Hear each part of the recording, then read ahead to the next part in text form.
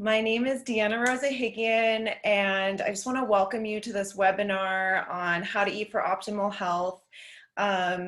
Just a little background on me really quickly. I'm an herbalist and an acupuncturist licensed in the state of Hawaii, and I'm also the founder of Indigo Elixirs, which is a botanical body care line. I kind of like to think of it as an apothecary for the body.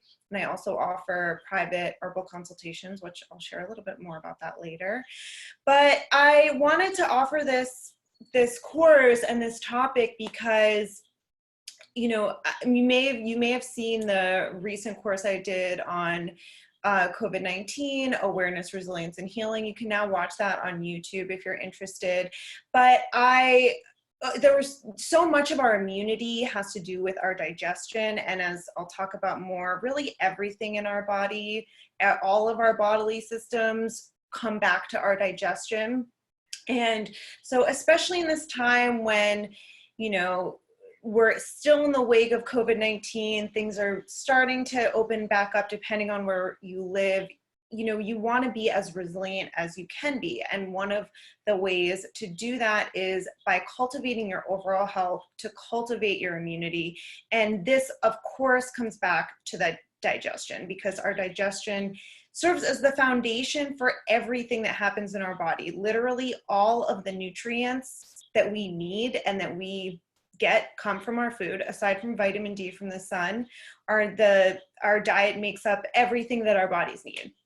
And this topic is particularly important to me because I honestly, from a young age, suffered with digestive issues and, you know, stomach aches. And as I got older, I experienced a myriad of different kinds of problems that were all actually caused by my digestion. It took me a while to realize that, but they were also fixed by my digestion. And that includes, you know, in addition to stomach aches and indigestion, issues with my skin, really painful periods, insomnia, heart palpitations,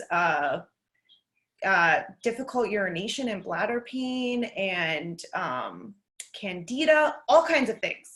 And all of those things come back to the digestion and many more things. So that's why I really wanted to just give you guys some foundational knowledge of the things that drastically transformed my digestion and my body overall. And most of these things come from my education in traditional Chinese medicine, my master's program. We covered so much on digestion, but also my personal implementation of these things and sort of how I've worked with them over the past several years. So without further ado, let me get this presentation started. Okay, this is how to eat for optimal health. And this is just a little bit of an introduction, but I pretty much just went over this. Also, I want to say this webinar serves to provide general information, not medical advice. You can work with me one-on-one if you want further support. I'll provide you with some additional resources, and I'll talk a little bit more about that on the end. And that was just a little bit more about me. Let's dive right into the digestive system. I really want to give you guys just a basic foundation of how the digestive system works. So we have here the digestive organs, which includes the mouth, the esophagus, the stomach.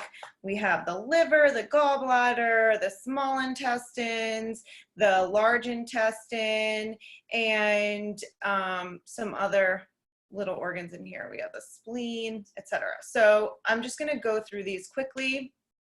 The mouth is the first part of our digestive system. We don't normally think about it like that, but this is actually the only place in our digestive system where there's a mechanical breaking down of food with our teeth. And that's why it's so important to chew well. I'm going to talk about that later, but this is the only part where we can physically break down food. The rest of our system is breaking down food chemically, which if you imagine things being broken down, you know, chopped up with a knife versus bathing in like the hydrochloric acid of our stomach, it obviously takes longer. So chew well. This is the first reminder to chew well. There is some starch enzymatic breakdown in the mouth as well. Food passes down through our esophagus to the stomach, which secretes hydrochloric acid and enzymes that help break down the food further, and it produces what's called a chyme that it releases into the small intestine. From there, the small intestine uses enzymes from our pancreas and bile from the liver to further break down macromolecules like protein, fats, and carbs.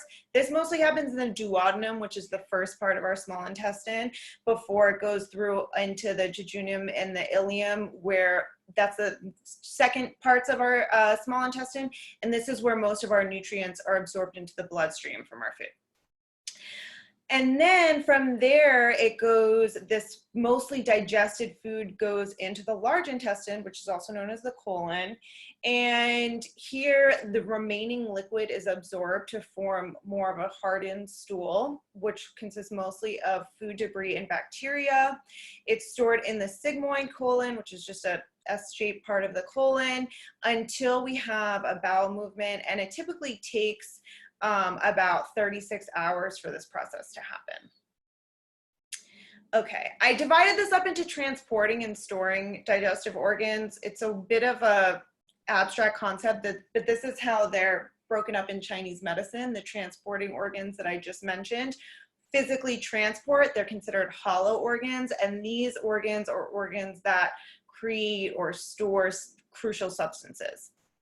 So the liver does so many things in regards to our digestion. It absorbs raw materials from the small intestine to create most of the chemical compounds that we need in our entire body.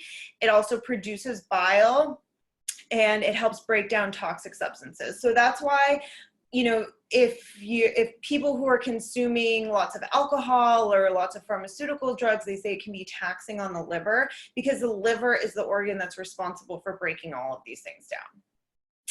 The gallbladder is what stores and concentrates bile produced by the liver, and it helps to releases it into the duodenum to absorb and digest fats. The pancreas secretes enzymes into the duodenum for breaking down protein, fats, and carbs. It also produces insulin, which is the main hormone for metabolizing glucose in our blood, so super important. The spleen isn't considered a digestive organ in Western medicine, but it is in Chinese medicine, and the common or the modern idea about this is that when they referred to the spleen in traditional Chinese medicine, they were talking about the spleen pancreas as one organ, because the spleen pancreas in Chinese medicine is considered to use the nutrients from our food and drink to create qi and blood. And today it's the spleen, you know, we talk about it in modern medicine as the organ that filters out our red blood cells from our bloodstream. It kind of gets rid of old red blood cells at the end of their life cycle.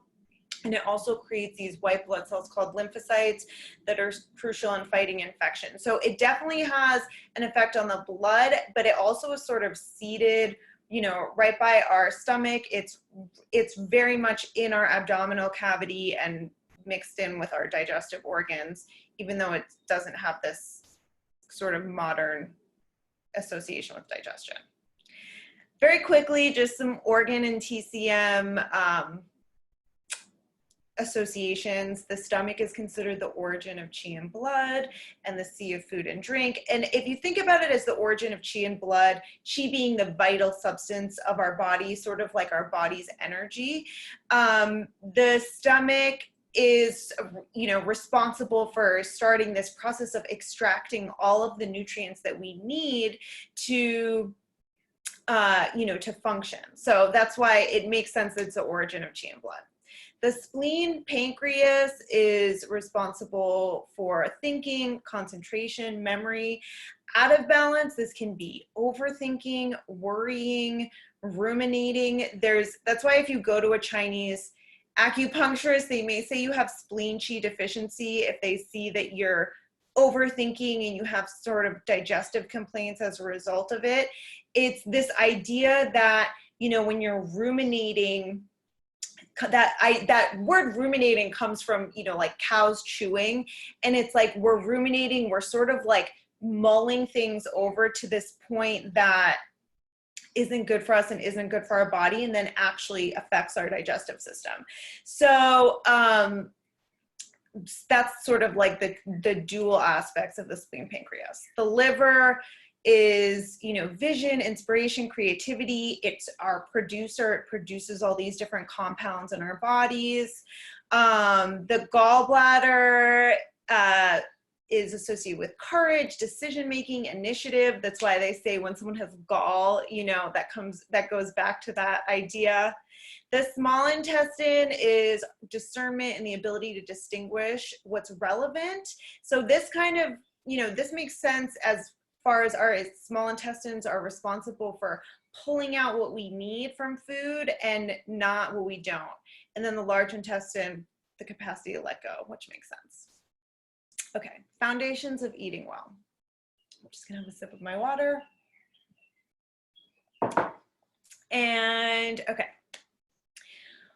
what to eat? How do we choose what to eat? This is gonna be different for everyone, and we're gonna get into this more, but in general, opt for foods that are closest to how they are found in nature, which is akin to how our ancestors ate. You know, we evolved eating these foods over thousands and thousands of years.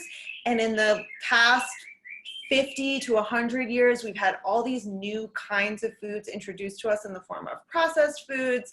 And our bodies aren't used to digesting them. They're also not necessarily used to digesting superfoods from the opposite side of the world from where we came from. I'm very much into the idea of eating how our ancestors ate, you know, ethnically. I know this gets confusing for people who have varied ethnic backgrounds, ancestors from different places, but maybe look at what they were all eating and choose what you eat based on, you know, the different diets and sort of how you can incorporate those all together.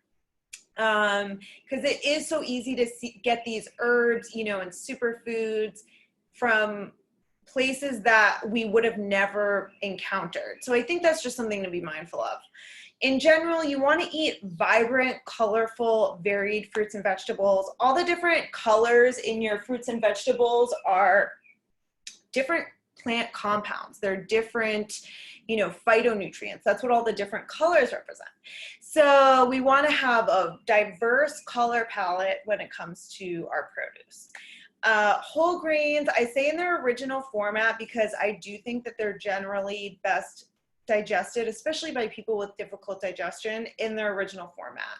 And this can be the difference between, you know, eating flat like pasta, which has processed flour, or just eating wheat berries, which are, you know, they technically have gluten, they're a form of wheat, but they can be much easier to digest depending on what's going on in your body. Beans, nuts, and seeds.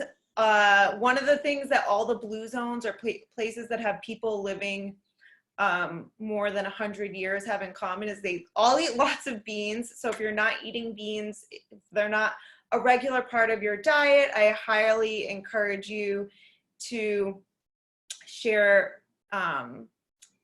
you know, to incorporate more beans to your diet. Sorry, I'm getting a little warning from, okay, it's all good.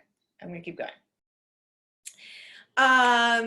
Okay, so also, you know, if you want to incorporate meat, poultry, fish, and dairy, make sure it's high quality, ideally organic, and definitely fresh herbs and spices. I'll talk a little bit more about that later, and also seaweeds, which are a source of iodine, you know, a rare mineral that we need.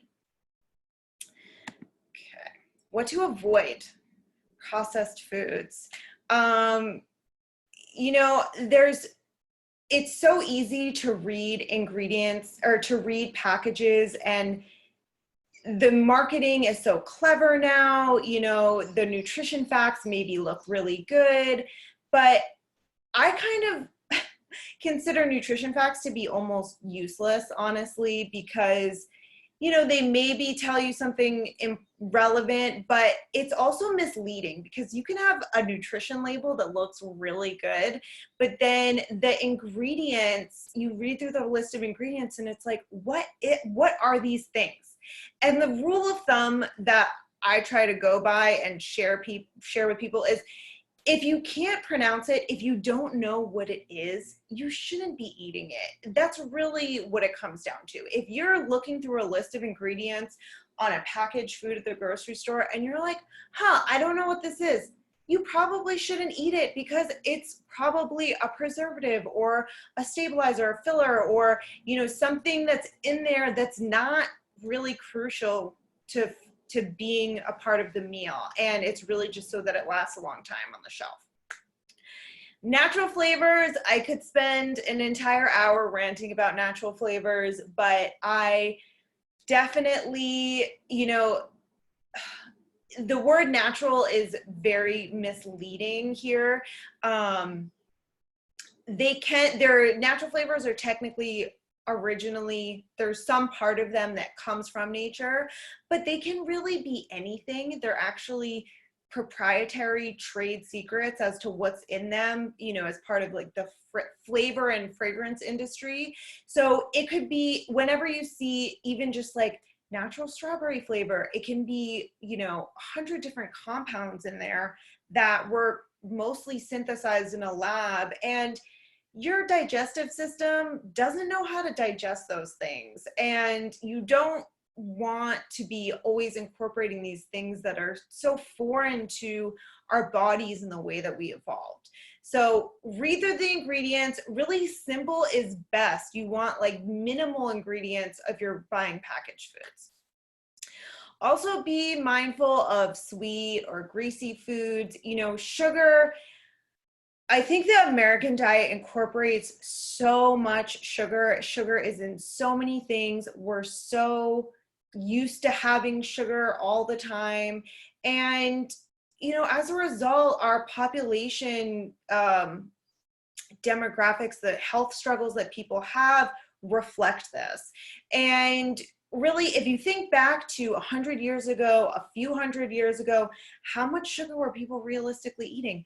Probably not much. They probably were getting very little fruit, and they probably had almost no access to sugar in any kind of refined form. So even honey was, you know, it's like a prized commodity. So be mindful of sugar. And then greasy, heavy foods, you know, those are just difficult to digest. If it's like if there's like a coating of thick oil or like grease on something, just imagine what that's going to be like trying to get through all of these, you know, delicate digestive organs that we have. I should say, if anyone has any questions, I meant to say this at the beginning, feel free to ask them in the chat and I'll address them at the end of the class. Okay. In regards to combining foods, a good rule of thumb is to keep your meals simple and then have more diversity amongst your meals. So keep your meal simple and then vary what you're eating throughout the day. So instead of eating like a super complex meal for breakfast, lunch, and dinner, have 3 simple meals. And, you know, pair foods together that smell and taste good together. You want your foods to mix well. You want, it's, you know, you could think of it as like smelling, you know, smelling different body care products, like, oh, should I wear these together? Do they smell good together? That's what you're asking. So even with your food, oh, should we eat these foods together? Smell them and smell them together and ask yourself, oh, does this smell like they complement each other? And also infuse spices into your cooking and fresh herbs. pretty much all culinary herbs and spices are going to help your digestion. They're all going to help move things through, help those, those enzymes, break things down. And so adding, dry spices, and then at the end, add some fresh herbs. You can do that. As many meals that you can add these things to, it's going to benefit. Okay, daily meal flow. Breakfast. I intentionally put a space in this word to emphasize the fact that it means breaking of the fast that you just had at overnight. And this meal, your first meal of the day, is so important.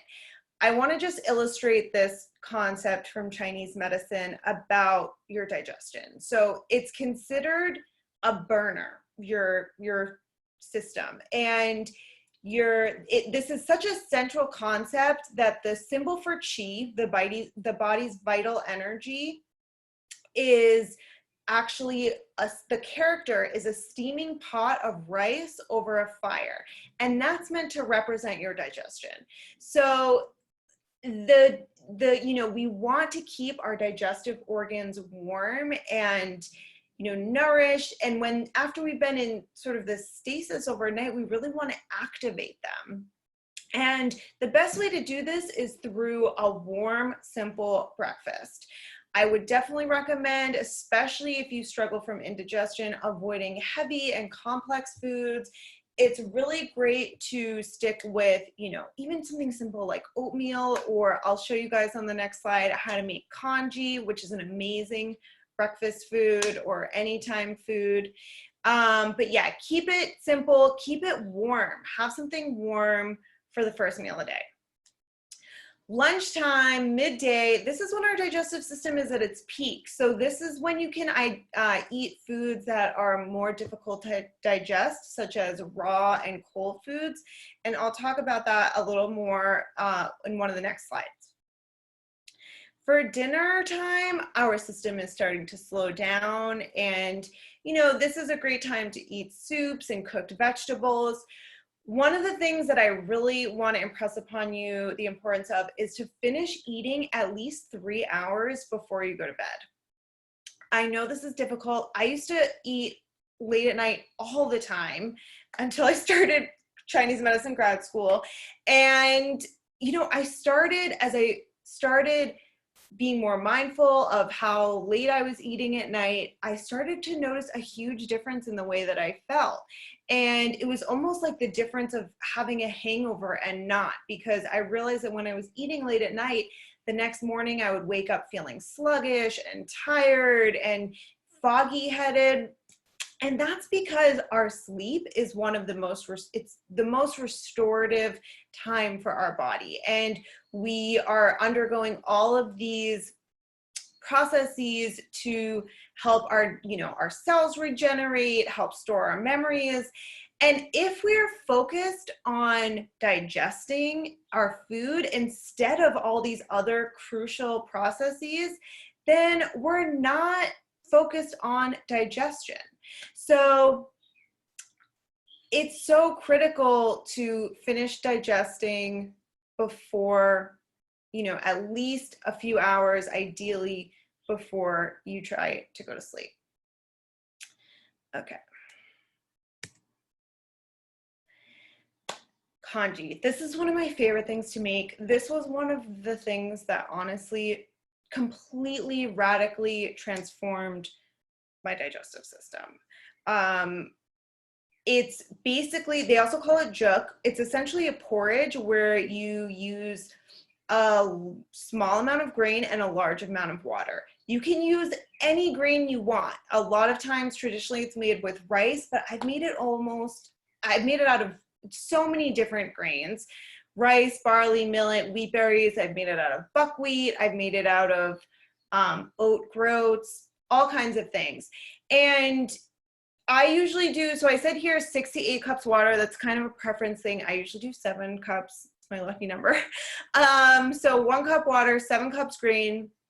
You can add any kind of vegetables you want: spices and herbs. It's so nice to make, you know, I would make sometimes a savory one with barley, and then I would add kabocha and cinnamon to keep it warming.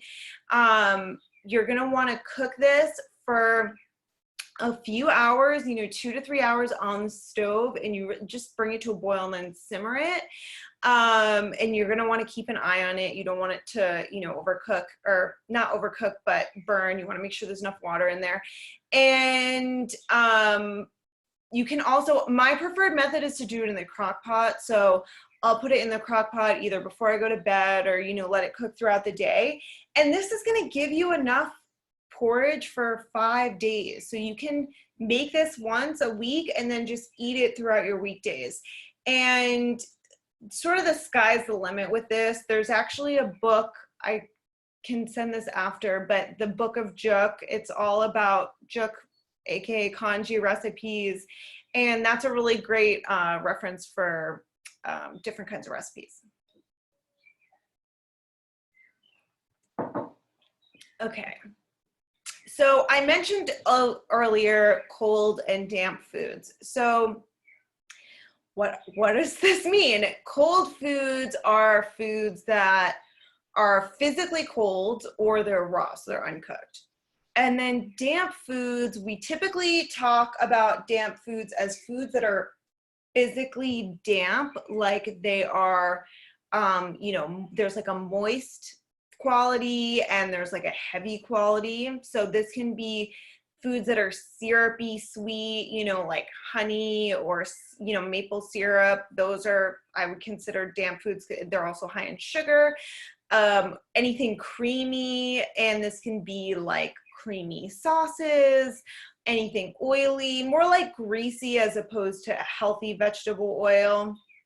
And then dairy, which is also, you know, cold physically, and then has that heavy sort of quality as well. These are more difficult to digest generally. As I mentioned, you want to eat these midday, ideally for lunch, when your digestive system is active, as opposed to for breakfast. So this includes things like smoothies, you know, raw juices. I know a lot of people have the morning smoothie routine, and if that's working for you, great. But if you're struggling with your digestion, I would recommend moving that smoothie to the middle of the day and having something warm for breakfast. Cold and damp foods are generally suited for those who run hot, which means people who generally feel hot. You know, if you're standing in a room, they're the people who will be the last ones to put on a jacket, and they're typically have a lot of energy, very robust. So, you know, be mindful. If you're someone who always has cold hands and feet, you always are the first person to put on a jacket, think about that when you're choosing what to eat. You should be incorporating more warming foods into your diet, warming spices. I give you some recommendations down here for warming spices to supplement. So that's, you know, most spices are going to help, but I put down some particularly warming ones like ginger, cinnamon, cardamom, clove, cayenne, chili, peppercorn, also nutmeg would be great on here. So, you know, if I'm going to eat yogurt, which I do rarely, I'll put these warming spices in it to just make it a little bit easier to digest. Okay, mealtime rituals.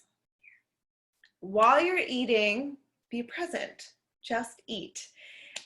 This is particularly difficult for me because I love to read while I'm eating. I love to look at cookbooks or, you know, whatever books. And it's when we're looking at other things, when we're watching TV, our body is allocating energy to our eyes, and that means less energy is going to our digestion. We want all of our energy, all of our body's energy to be going towards our digestive system. So be mindful while you're eating. Try to just eat, even if it's one meal a day, you know, where you have no TV, you have no other stimulation, you're just able to be present.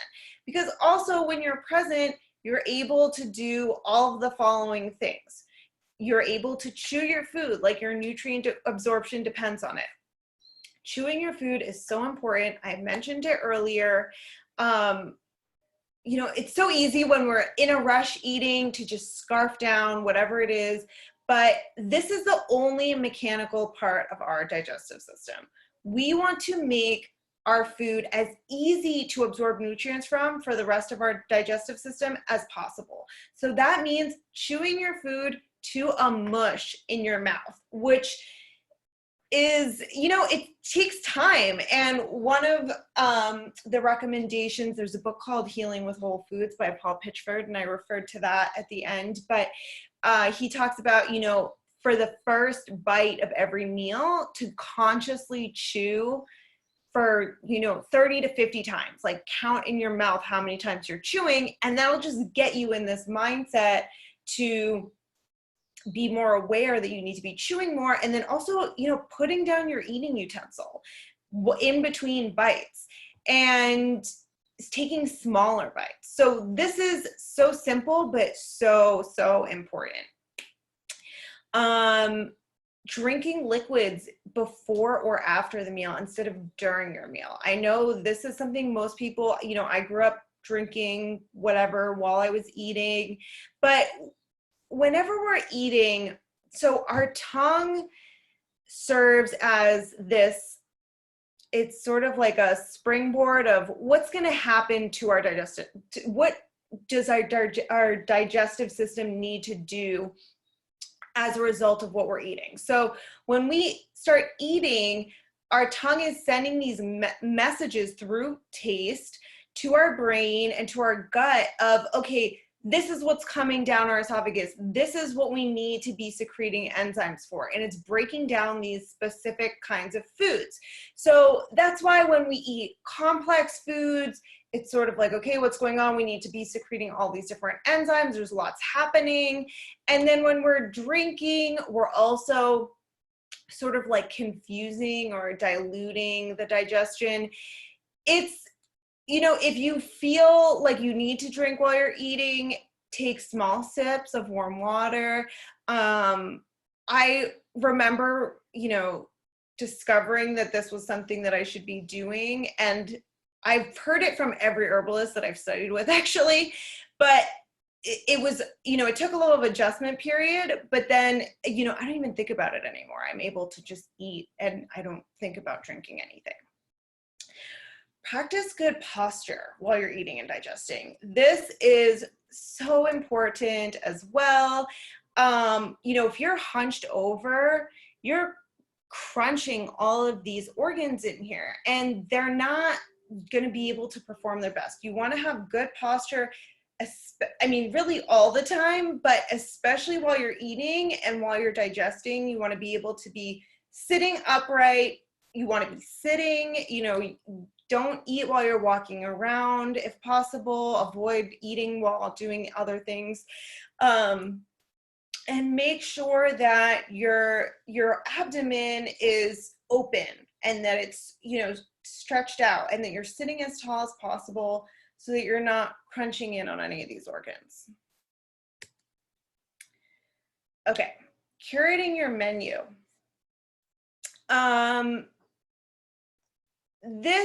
I recommend keeping, if you're suffering from chronic digestive issues or indigestion, you know, loose stools, constipation, abdominal pain, even menstrual cramps, any of these things, I recommend keeping a wellness journal to track your meals and your symptoms. And I can send you guys a template for this in a follow-up that I use with my patients, but record when and what you eat. And record how you feel. So you can do this anywhere. You can do this, you know, just in your weekly planner. You can just do it on a piece of paper. You can make your own template and type it up.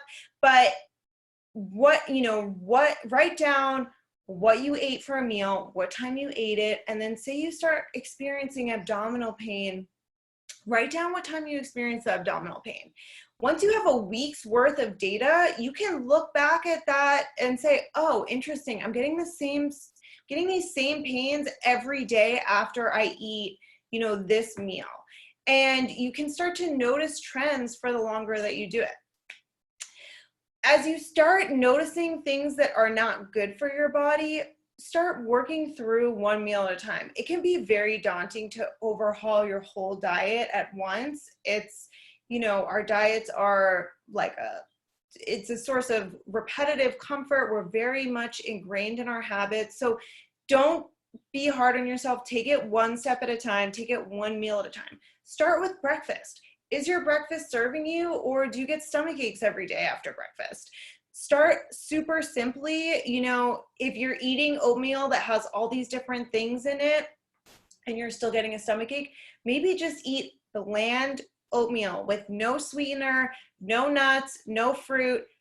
Just have a day of bland oatmeal. You only have to really do it once you have, if you're just testing one ingredient, and see how you feel. And then if you feel fine, the next day, okay, maybe now you add some fruit, and then that's fine. Okay, now the next day, maybe add like one kind of nut. And the simpler that you start, the easier it will be to figure it out. Maybe day one, you just have the plain oatmeal and it bothers your stomach. It's like, okay, this is not working for me. Maybe you should make a congee with a different kind of grain. And then choose what to eat with your gut, not your taste buds. So, you know, we so often choose what we're eating by how it'll taste, which makes sense, but our food is in our mouth for seconds, depending on how long you're chewing, maybe a minute. And then it's in our bodies kind of forever. You know, we get rid of what we can't use, but then the rest of it is contributing to our cells. It's literally making the rest of us up. And if we can start to cultivate this connection with our gut through just becoming aware, you can actually use it as a tool. So when you look at a food, connect with your gut center, like put your hand on your gut. Instead of thinking about how it will taste, think about, how is this food going to make me feel? How is this slice of pizza or this fettuccine Alfredo or this Oreo going to make me feel? Is this going to make me feel good? Like you know, I've been working on this, and I can honestly tell now by doing this exercise, I have to consciously do this exercise, but I can get this signal from my gut of, yeah, that doesn't sit with me quite right. That doesn't feel great for me.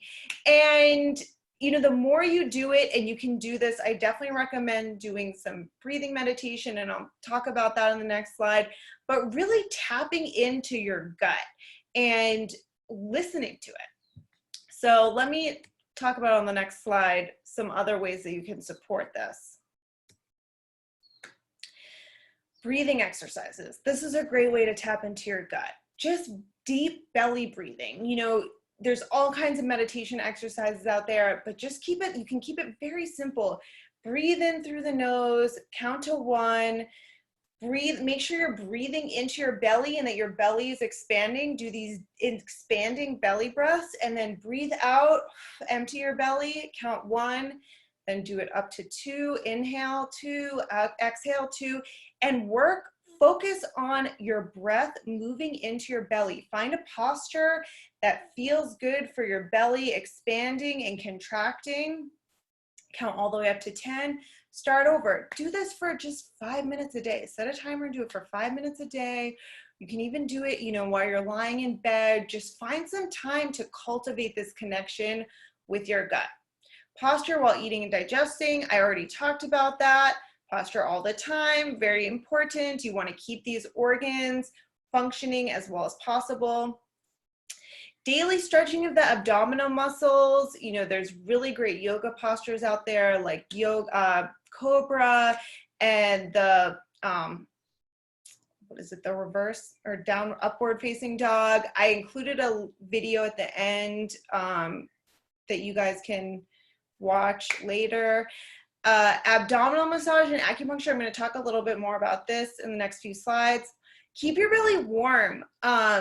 always, you know, be mindful of keeping that burner warm. So this means not wearing a belly shirt when it's cold out. Wear a shirt that covers your belly that's going to keep you warm. Wear the belly shirts on, you know, hot, really hot days. And avoid clothing with tight waistbands. So the founder of my Chinese medicine school used to say, if you pull out your waistband and it makes a slap sound when it retracts onto your skin, then it's too tight. So avoid, you know, be mindful. If something feels too tight, that's because it is. Wear clothes that feel good around your abdomen so you're not constricting their function. Okay, let's talk about some acupressure points. These points, I picked out 5 points that I think are, you know, they're all on the abdomen. They're so helpful. For massage, you can massage around these points, and then you can push into these points. You don't want to push into anything that's irritating. Sometimes the abdominal pain can be painful to the touch. These are more for, you know, when things feel good to touch. Just be mindful, and you can sort of just do gentle, you know, push gently into these spots. So I'm going to stand up to kind of show you guys these, I think. And that might be a little easier. So, okay, so middle cavity, Zhongwan, this is run 12. All acupuncture points are, they're all, the way we find them is by measurements on your own body, and we use the hands as sort of like a ruler. So this point we're gonna find by the width of our 4 knuckles. That's how far the distance is that we're using. And we're gonna find our belly button, which mine is right here. And then I'm putting 4 knuckles above my belly button, and right above is this point, Zhongwan, or middle cavity. And this point, you'll find it just like massage into the area when you find it. All the acupuncture points have little pukas or little holes, like they're all little sort of divots in our body. So just play around until you find the spot. This point is awesome for indigestion. Specifically, they say rebellious chi, which is like acid reflux, burping, or hiccups. I always push this point on people if they have hiccups. So you can just do gentle motions like this into the point. The next one is Chi Hai, Sea of Chi, run 6. And this one is the width of your 2 fingers here below the belly button. So again, my belly button's here, and I'm putting these 2 fingers below it. And so it's right around here. And, you know, this point is really great for abdominal pain, bloating, and constipation. And again, just do gentle circles. And then the width of 4 fingers. So here, your 4 fingers, it's a little narrower than the 4 knuckles, but it's sort of at like these second knuckles here, or second joints. And then that's gonna be below your belly button as well. And this one, the gate of origin, clearly an important point. This is really great for abdominal or also bladder pain, which bladder pain can definitely be associated with digestive distress. And then menstrual cramps as well. So the picture here shows you guys a little bit more. I didn't do zigong. You're welcome to do that point as well. That's sort of an extra point. Okay, and then Heaven's Pivot, Tianshu, stomach 25. This is the width of the top 2 sections of your index finger. So down to the second joint here. We're doing that far. So again, this is laterally to the sides for my belly button. So I'm going to the side of my belly button. And then this is, you know, bilateral, both sides. So this point is awesome for abdominal pain, loose stools, and constipation, as well as menstrual cramps. And then great horizontal, Dahang, is spleen 15. So this is, again, the width of the 4 knuckles to either side of the belly button. And this is an awesome point for loose stools and constipation as well. This is sort of like right over your intestines. And so all of those points you can incorporate into an abdominal massage, where you start at the belly button and just do circles around. I usually do, what is this, clockwise for me, looking down at my belly. And that's kind of like the motion of the flow of your intestines going from right to left like that. So you can sort of hit all these points with an abdominal massage. Okay. And troubleshooting, we're going to talk about some common digestive complaints. Indigestion. So indigestion basically means that something that you ate or how you ate it doesn't agree with your body. And that, you know, again, going back to what I just talked about, finding out which foods are good for you, which foods feel good. This is so important. So if you have indigestion, take note, write it down of what you ate and figure out, you know, what in that meal was bothering you.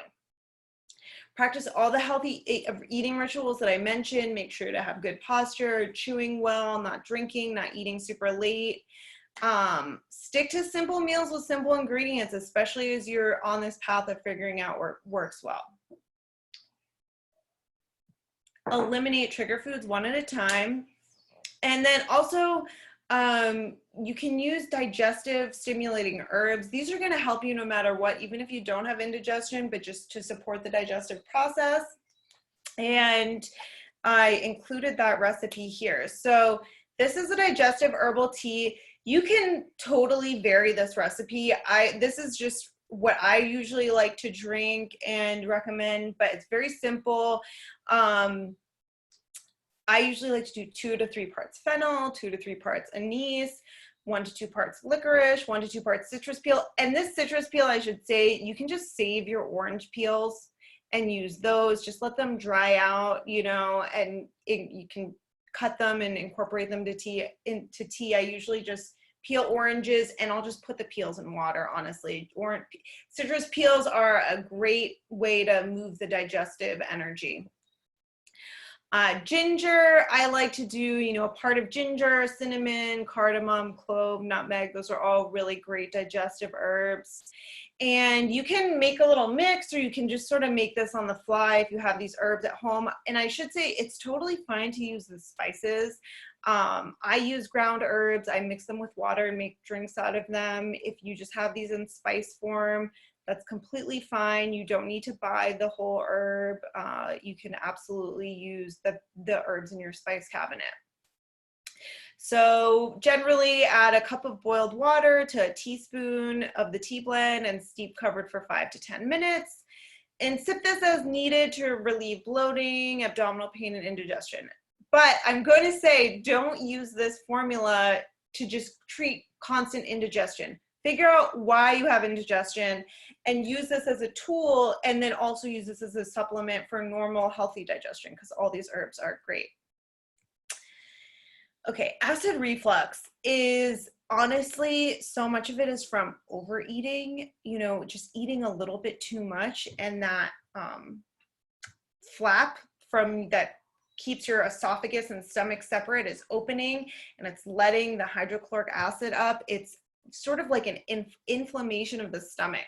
So you want to eat, I think it's like a Japanese saying, eat until you're 80% full. And that's, you know, that's just good practice in general, because oftentimes we'll eat, if we eat till we're full, then after we finish eating and start digesting, it's like, oh, like that was too much food. So eat till you're 80% full. Figure out what foods are irritating you. Alcohol, spicy foods, acidic foods, and dairy are all common triggers.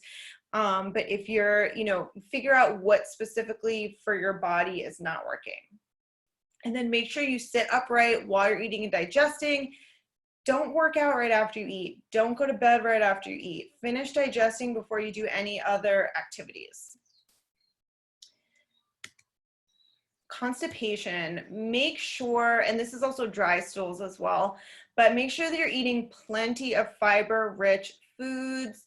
You know, fiber is that like bulky sort of quality to food. So like cabbage has a lot of fiber, a lot of seeds have fiber, but the fiber is what allows our stools to move through well. And so you want to make sure you're eating plenty of fiber. drink plenty of water, add, you know, incorporate liquids into your diet in other ways in the forms of soups and stews, you know, add water into your cooking. And then oily seeds help to moisten the intestine, that should say bowels, not balls. Oily seeds help to moisten the bowels, and that's, you know, most seeds are like this, but hemp and flaxseed are really great for this particular case. And then, you know, keep your abdomen active. Move your abdomen, stretch your abdomen, massage your abdomen. Constipation is a form of stagnation. And when there's stagnation, we really want to encourage movement. So make sure you're moving around, get, you know, exercise, because you don't want to be sedentary. That makes your digestion sedentary. Also, practice good bathroom posture. This is, you know, they've been coming out with these squatty potties or stools that you can use in the bathroom that help lift your legs when you're on the toilet. And these are actually awesome because humans evolved taking bowel movements by squatting, and then all of a sudden the toilet was introduced. I don't know how long ago, but not that long ago, probably a few centuries ago. And we're sitting upright. We're sitting at this 90-degree angle, and our colon can't fully relax. So we're in this awkward position, and that's why, you know, it's harder to move the stool through. We're putting more pressure on the muscles down there. It can cause hemorrhoids. So get one of those stools, or just a stool, any kind of stool that helps prop up your legs so that you can be at more of an angle. And even there's some that you can sort of actually be in a squatting position, which is cool. So that's a great thing to keep in mind. Loose stools. So and I know that some people, especially IBS, can go back and forth from, you know, constipation and loose stools. So just keep all of these things in mind, honestly. But if you have loose stools, you want to be eating more warm, simple meals. Definitely do the CONGEE in the morning. It's so restorative to your digestive system. Avoid those cold, raw, sugary, greasy, and creamy foods. Those are all going to contribute to, you know, more digestive distress. So unless you feel like something is really working for you, I would definitely tend towards the warmer, simpler meals.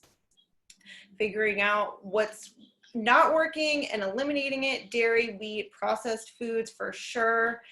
And make sure you're chewing super well. You don't want undigested food in your stools. And then avoid ruminating. So you want to avoid mulling things over, worrying. So much of our digestion is linked back to our mental state, as I mentioned.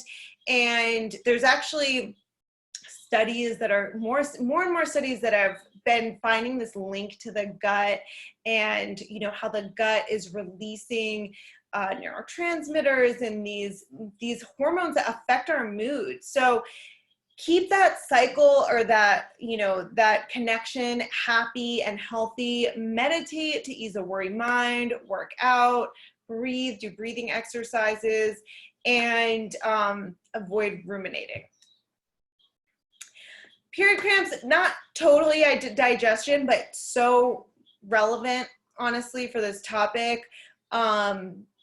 Minimizing your sugar intake can be a huge help for people who have dysmenorrhea or painful periods, especially the week before and during your period. If you have painful cramps every month around this time, I would recommend removing as much sugar from your diet as you possibly can, especially during these, you know, leading up to and during. Keep your meals warm and simple on your period. It's a great time to eat CONGEE, and then keep your body and your abdomen warm. Avoid swimming in cold water. I know, especially here in Hawaii, it's hard to avoid swimming on your period when you can swim every day. But if you are someone who runs cold and has cramps, I would definitely recommend not swimming, or keep it, you know, and not letting your abdomen get cold during this time. it's supposed to be a time for our bodies to kind of restore and repair, and you want to be gentle to yourself when you're bleeding. And then also exercise regularly throughout the entire month, and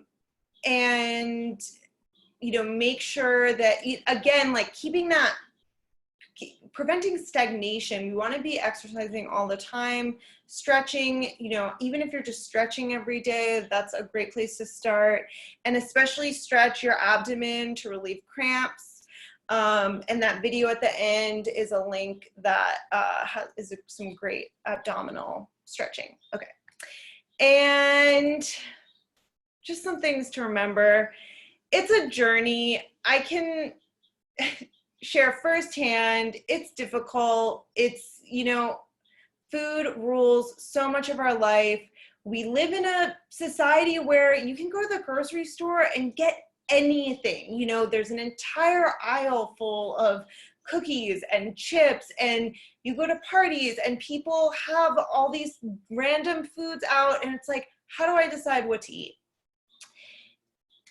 I found that cultivating a diet when you're home or when you have control, so even if that means, doing a meal prep and taking it to work every week, cultivating a diet that works for you when you can control it means that when you go to a party, you don't have to worry about it so much. Your stomach is in a better place for you to eat things that maybe you wouldn't normally eat, but it's okay. So, cultivate a routine for yourself that works well and that helps your gut heal and feel good. It takes willpower, it takes perseverance, and it takes determination. It's not easy. But with that said, treat your journey with kindness and compassion, because it is difficult. And don't, if you do eat a slice of cake, don't feel bad about it. Enjoy every bite of that cake. And, then the next day, make sure you just do some things that feel really good to keep yourself on a path moving forward. Give yourself flexibility. Don't drive yourself crazy. Allow yourself to eat out, when you want to, when it feels good, and enjoy that social aspect of life. And ask your loved ones for support. This is, it's important to have the support from other people, especially the people that you live with. Ask for help. Tell them that you need help and that you're going to be on this journey figuring out what to eat, and you would love for them to be on it with you, because you eating healthier is ultimately going to help them eat healthier. And just some additional resources. I have a blog post titled the same thing, How to Eat for Optimal Health. This is at IndigoElixirs.com. You can find it on my journal. And I talk through pretty much, a lot of the things that I covered today. Also, this book, Healing with Whole Foods by Paul Pitchford, is a gem of a resource.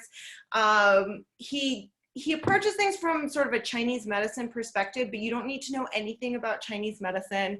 He tells you everything that you need to know, and it's honestly packed with all kinds of information. I love this book. Yoga for Gut Health. This is a YouTube video by Yoga with Adriene. I love her. Her videos are free. She has so much free yoga content. It's amazing. I picked this one out. You can Google it, and I'll include a link in the follow-up. And then you're also welcome to work with me if you want additional support. So just a little bit more info about that. I offer one-on-one virtual consultations and provide dietary support and custom herbal formulas that I send through the mail. And this is a service, especially I'm working with people who want to work on their digestion and their skin and their cycle, balancing all of those aspects. But feel free to reach out to me if there's something else that's going on. You can see all the information about this offering under the Work with an Herbalist page on my website, which is under the Herbal Consult section. And you're welcome to book a free complimentary 10-minute call with me on the Schedule Consult page. And in that call, I can really determine whether I can help you or not. So that's pretty much it. Here, let me exit the presentation. So I just want to thank you all so much for joining me and for sticking it out. It really means a lot that you're showing up here, and I am happy to stick around for any questions, so you're welcome to stay as long as you want, but I just wanted to thank all of you who are willing to be here and work on this. So thanks.